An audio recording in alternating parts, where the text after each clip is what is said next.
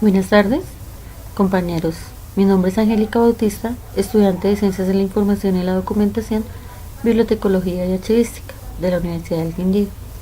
En este momento vamos a hablar sobre la norma ISAAR CPF, pero antes de que entremos en materia con la norma, quiero hablar un poquito de la descripción archivística, que básicamente la descripción archivística consiste en, o se originó por, la necesidad de la descripción archivística en la imposibilidad de que el usuario de archivo pueda examinar físicamente todos los documentos custodiados en el mismo. Por su naturaleza, no es posible el libre acceso a fondos archivísticos, a diferencia de lo que ocurre, por ejemplo, en las bibliotecas. Por ello, siempre ha sido necesario crear representaciones o descripciones de esas entidades archivísticas, es decir, sustitutos en que se registre toda la información sobre sus atributos y sus relaciones. Han existido dos grandes clases de representaciones archivísticas: las descripciones de las unidades documentales simples o compuestas, en que se recogía información sobre sus atributos, por ejemplo la asignatura topográfica, las fechas y el contenido. Son los tradicionales asientos descriptivos, realizados en fichas manuscritas o mecanográficas.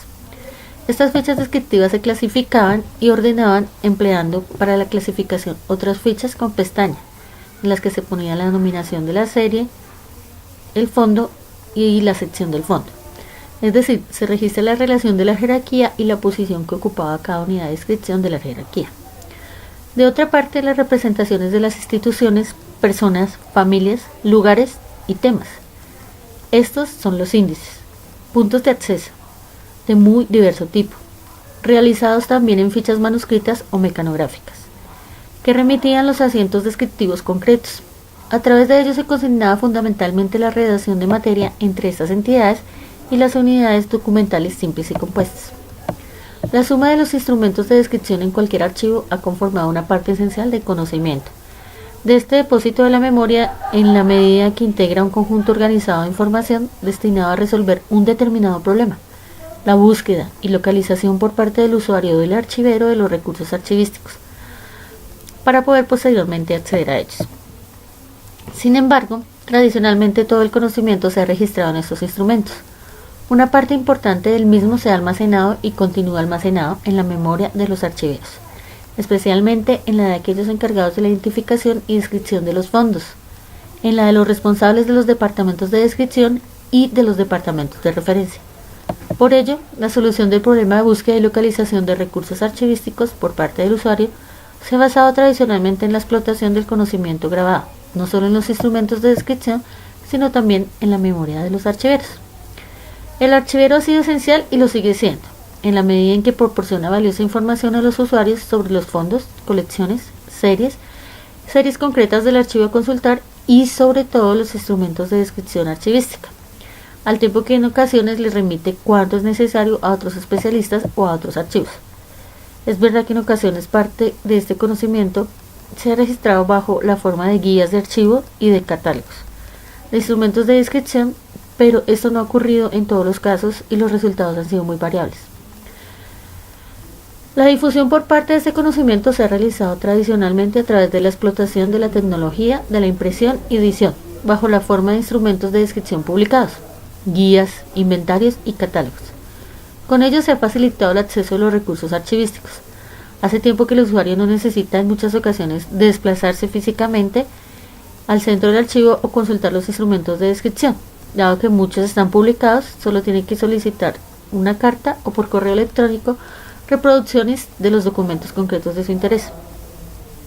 Otra cosa muy diferente es que todos los usuarios no tienen las mismas facilidades para acceder a estos instrumentos publicados, dado que por lo general estos archivos se encuentran en bibliotecas especializadas o documentos de información especializados. Hoy nos encontramos en pleno proceso de cambio en una nueva situación. Pasa por la transferencia de la red todo el conocimiento grabado, tanto en los instrumentos de descripción como en la memoria del archivador, de tal forma que pueda ser explotado por parte del usuario sin la intermediación de la persona del archivo. La informatización en el ámbito de descripción archivística ha llevado aparejado un esfuerzo de normalización del esquema conceptual descriptivo, para poder desarrollar sistemas de información archivística.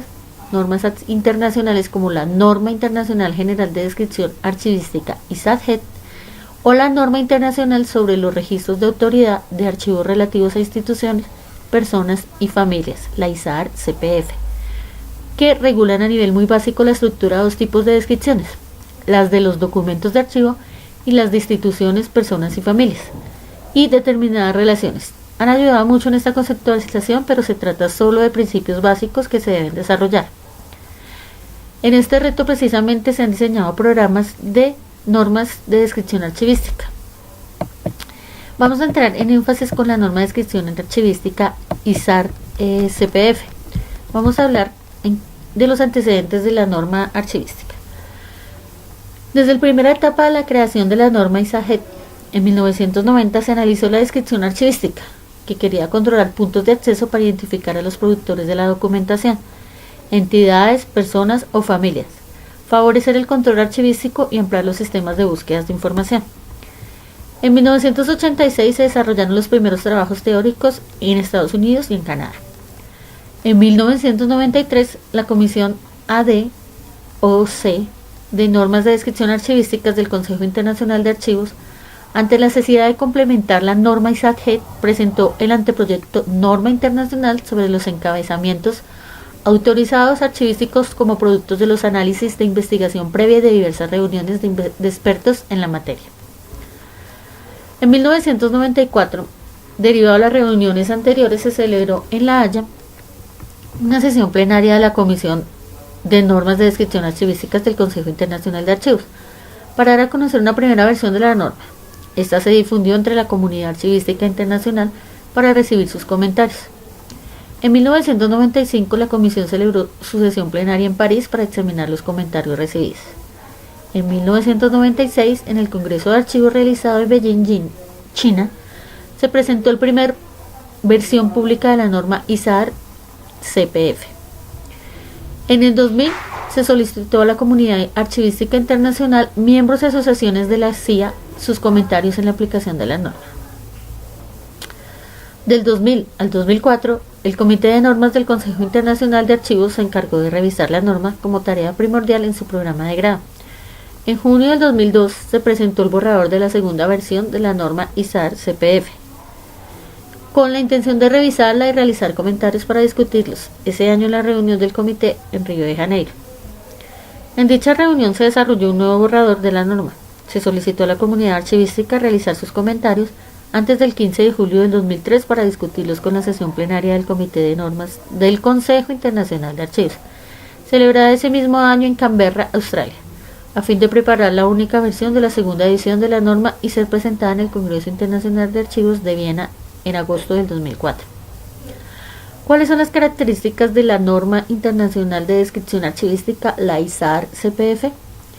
Sirve como guía para elaborar registros de autoridad y proporciona las reglas generales para el establecimiento de encabezamientos archivísticos autorizados que describen las entidades, las personas o las familias que aparecen como productores en las descripciones archivísticas. Los encabezamientos elaborados a partir de estas reglas sirven para normalizar la forma de los nombres de los productos de archivos, a la vez que para describir todos los atributos que son necesarios para comprender el producto y el contexto de cada conjunto documental. Un encabezamiento autorizado archivístico elaborado según esta norma puede servir para controlar la forma del nombre y la identidad de cualquier entidad, persona o familia, mencionada en cualquier de los puntos de acceso de una unidad de descripción. La segunda edición de la ISAR-CPF es una versión ampliada y reestructurada de la primera edición de la norma 1996. La edición del 2013 proporciona recursos adicionales de descripción archivísticos para el registro de elementos relacionados con el contexto. La edición de 1996 solo contenía 3 áreas: control de autoridad, información y notas. La edición del 2003 contiene 4 áreas. La primera, área de identificación, que es similar a la anterior área de control de la autoridad. La segunda, área de descripción, semejante a la anterior área de información. La tercera es la área de relación y la cuarta es la área de control. Las dos últimas áreas son similares a la denominada área de notas de la edición 1996 y son en esencia la principal aportación de la nueva edición 2003 de la norma. El contenido de la segunda edición de la norma ISAAR CPF es el alcance y el objetivo, las normas y directrices relacionadas, el glosario de términos y definiciones, la estructura y el uso de la norma, los elementos de un registro de autoridad, mencionando las 4 áreas que son identificación, descripción, relaciones y control. Relaciones de instituciones, personas y familias con documentos de archivo y otros recursos. Los elementos de un registro de autoridad son 4. El primero, la identificación. Establece la información concerniente a la entidad descrita y define los puntos de acceso autorizados, el tipo de entidad, institución, persona o familia, las formas autorizadas del nombre, las formas normalizadas del nombre, otras formas del nombre o identificadores para instituciones. La segunda, la descripción. Proporciona información concerniente a la naturaleza, contexto y actividades de la entidad descrita, fechas de existencia, historia, lugares, estatuto jurídico, funciones, actividades o atribuciones, estructura o genealogía y contexto. La tercera, relación. Se refiere a los vínculos entre instituciones, personas y familias relacionadas para registrar. El nombre o identificador, naturaleza, tipo de relación y fechas en que se dio. Control.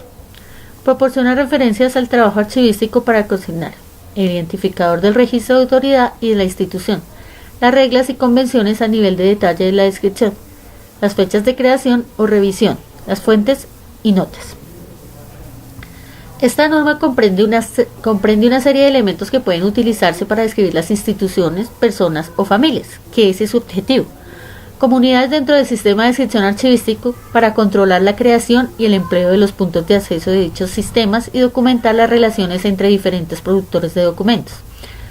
La ISAAR CPF comprende elementos que pueden tratar la información contextual, fuera de la descripción, específicamente cuando dicha información se relaciona con las descripciones de documentos de un mismo productor que se conserva en más de un archivo, o bien con descripciones relativas o recursos bibliográficos o museográficos relacionados con este productor.